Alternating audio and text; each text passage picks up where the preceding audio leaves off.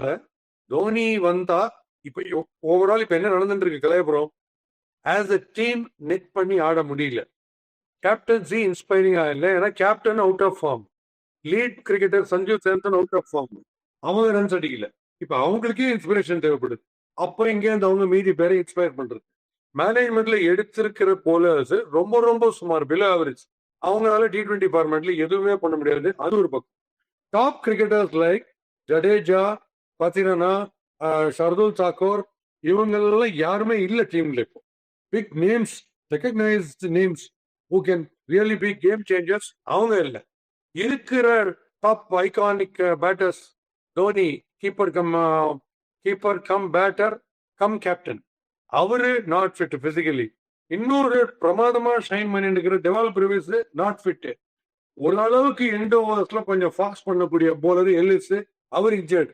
வேற இதுதான் ஓடும். கடைசியில் இந்த கர்னர்ல உள்ளத்தில் நல்ல உள்ளம்ல சிவாஜி அப்படியே மூச்சு ஒரு 20 அம்போட அப்படியே கேஸ் பண்ணிட்டு இருப்பாருல்ல, அந்த மாதிரி இது நிலைமை.